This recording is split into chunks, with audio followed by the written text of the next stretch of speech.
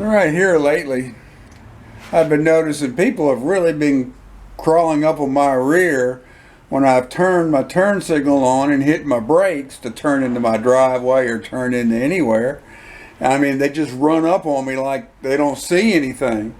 And I got to double checking, and I discovered that my turn signals are working, but my brake lights aren't. And let me, of course, this is a 49 Chevy truck. When it was new, it only came with one tail light, and it was a tail light, a brake light, and a tag light all on one on the left rear side. Okay, well, I've modified this for turn signals and put a right side tail light slash brake light slash turn signal on also. So which it took really an additional wire to get back there, okay, just for the turn signal. But anyway, it's worked fine until I noticed that. So I did some checking and I found out my brake lights were intermittently not working. And let me show you. Now, here's my turn signal switch right here. It's an aftermarket. There's a name on it. I've had it on there probably 10 years now, or going so you know, around that point. And I'm gonna hit my brake pedal here. Okay, now if you look back here, you should see the light flat, and you notice there's no brake light. Let me turn the turn signal on. Yeah, there you go, turn signal's working. All right, now look, it works. Okay, I'm gonna just move the arm hair down, just a hair. All right, we go back, no brake light. Lift it up that hair, just a hair, and look at that. All right, so I discovered this particular problem when I started. First, I'll show you a few steps if your brake lights aren't working with the check. And the first to check is your fuses. Now, I've added this is the additional fuse panel because I went to 12 volts and went to some other stuff. You can see I'm modified. But this is the standard fuse box. And if you notice, it's always hot, the very bottom. And it's etched on there. I'll see if I can get a light. But it's etched on there, it says brake. Let me get a light and we'll see. Alright, I've got a light. I don't know if you can see it. Well, it actually says stop. Alright. I don't know if you can make it out, but it actually says stop. And the fuse is good. So I checked that. Right down here. You may or may not can see it. Let's see if we can hold my light there. And it's not cooperating. Here we go. And there's your brake light switch right here. Alright. And it's a lever. It's a normally open switch, and it closes contacts, and two wires to make your brakes work, okay? And follow that red wire and you'll see a yellow wire. That's the brake switch right there with a lever. Alright, so I checked there and I had voltage. So when I go inside and accidentally I turn the turn signal on, and I say, well, yeah, because it uses the same element in the it's a even though these are LEDs, they're an 1157 style, where your tail light, your brake light and turn signal utilizes the same filament, and they're brighter than the tail light. So, and I hit that and I noticed it was working. It wasn't until playing around with the switch some that I discovered the problem with the contacts inside here. So what I'm going to do is I'm going to open it up, check it out, and possibly even clean the contacts. So let's get at it. There's two Phillips screws here and here, and I believe that's all that's holding that cap on. We'll pull them off and see. I may have to loosen the clamp. It's like a hose clamp. You see part of it right there. Let's put a light on it. See part of the clamp there? That's what holds the clamps the turn signal assembly lever to the steering column. So I'll be right back. This is kind of one of them setups where you can't really record it, but this clip here, that goes in this slot and this slot, and I just pulled it straight up. I'll show it when it's reinstalled, but that's what holds the that fits these indentations here. That's what holds it in the idle position. When I say idle, I mean the turn signal's off, and then in each activation position. All right, it's like a spring clip. And from what I can tell, there's a set of contacts here and contacts here. And what I'm going to do is I'm going to get a piece of paper, stick down in there, and I'm going to rub them back and forth. And see the little copper tab? I'm going to try to bend it just a hair to where it'll make sure it makes contact with those copper discs there. And let's see if you can hear if I turn this manually. See, that's one turn signal off. That's the other. You see, it uncovers these two posts here, so that tells me that's the brake lights. Okay. All right. So I'm gonna try to clean them up and be back. All right. Here's the lid. See this part right here slides down, and it puts pressure on this to hold it taut, right? To hold the contacts down. And what's happening is apparently the copper contacts have wore so much, as well as I guess the plastic on the inside of this, is that's why I can jerk it around a little bit like this, and that's contact cleaner down there, non-conductive. So that's what's causing the problem. Now I clean those contacts, but it doesn't help that that there's so much free play, that it's so loose. So here's my hillbilly engineering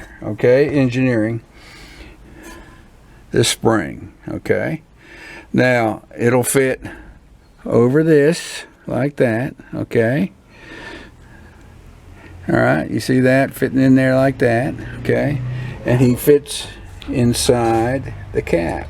All right, you can see that right there. Okay, bring him up, you can see. Now that spring is what's going to apply pressure to keep that arm down on those contacts. I don't know how long that'll last before plastic goes, but that'll at least keep it going, because I know the next step would be I'll have to replace the whole unit. So anyway, let's put it together and go from there. Also, one other thing, these nuts are on the back side. Okay, so when you pull the two long screws out, of course the nuts will fall, so just be aware of that. Let's put it together and we'll go from there. All right, we've got it back together. It isn't I ended up there's only about 3 loops of that spring, so it's not that tight, and you can see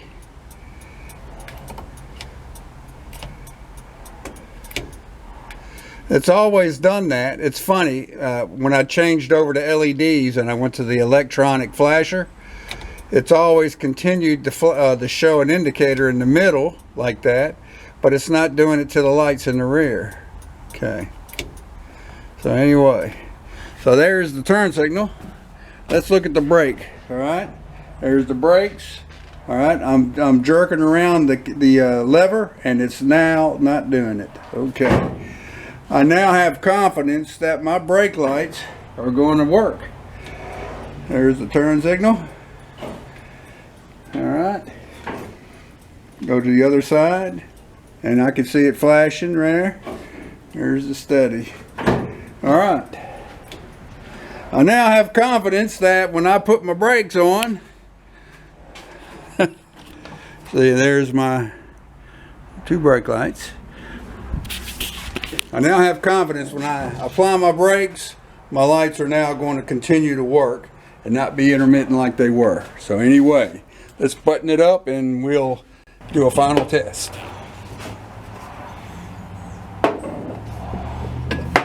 I don't know what that is. Oh, that's from the generator. When I went to that was the heavy lead going down to the generator, and I'm just not utilizing it, but I decided not to cut it off. Anyway.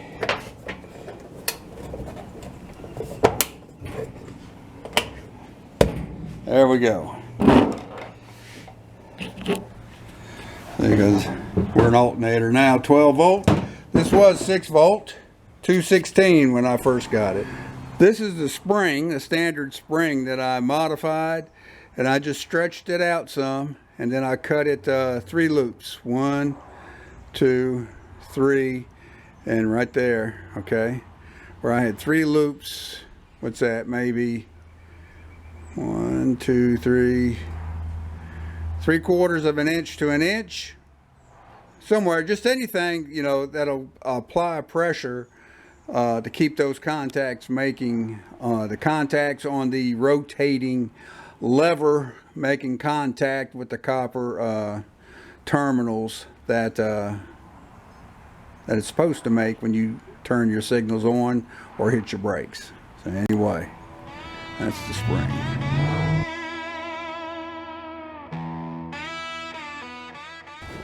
A few years back, I bought this accessories manual for 49 cars and trucks, and back towards the end, look at this option: directional signal, turn signals. See, that wasn't a factory option. It was actually more than likely a dealer installed option. All right, and here's the procedure, and here's pretty much the schematic, how it says how to wire it in. But one thing I found interesting, it said it had a red pilot light switch on to indicate that the signal is working. Okay, when any of the bulbs burns out, the pilot light does not work. Effective day and night. Isn't that neat? There was all kinds of options they had back in the day. That's what it looked like. And if you notice, it's kind of the way it, you know, it's got the strap to go around the steering column. It looks like an additional bracket. But anyway, if you had a car, you had a luggage compartment lamp. Isn't that neat? You could wire in an under hood lamp. All right. And what we got here? Some more lights. What do they call this? A backup light. Isn't that neat? So you mounted it here on the rear bumper, looks like. Here's even a template to wire it in. And it also had, let's go one more,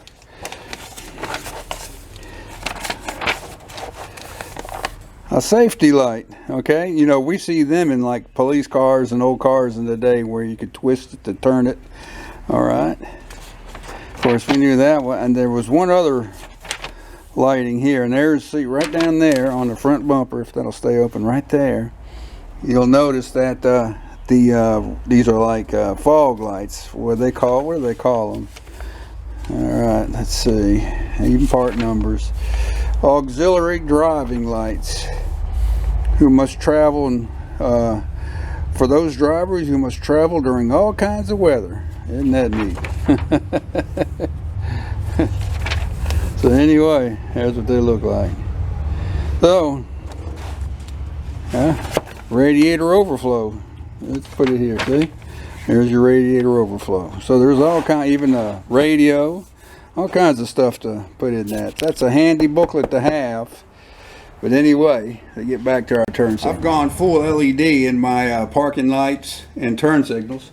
So I'm going to turn my turn signal on. There's the left side.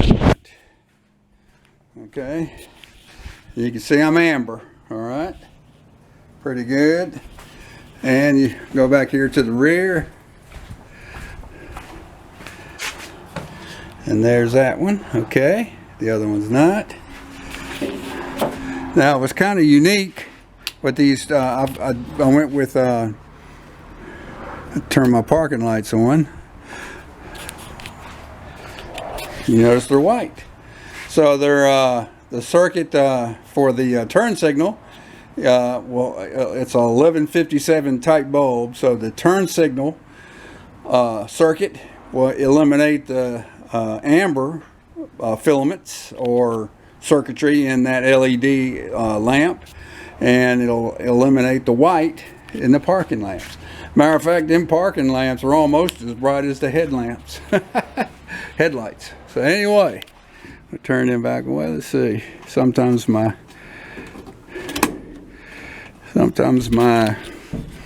headlights won't come on there. Come on. Well, I have to play with it. But anyway, you might say, well, Dave, why did you do that hillbilly engineering to the turn signal as opposed to just replacing? Well, I'm always willing to try something that perhaps they should have put a spring in there, knowing that these plastic parts were going to eventually wear. So all I did, I think my hillbilly engineering was actually a good modification. But, you know, I'll leave it up to you all to determine that. Well, all I know is I now have confidence that I've got good working brake lights, and with my rapidly expanding area out here, my formerly rural going to suburban area, well, I may add a third brake light. I'm probably going to do that too, because they come up on you fast when you're trying to brake and turn in. So anyway, hope everything's going good with you and yours. Everything's going great here. Can't complain. Won't do me no good to complain anyway. Just carry on and take care of the business. So have a good one, and I hope to see you around on the next one. See you.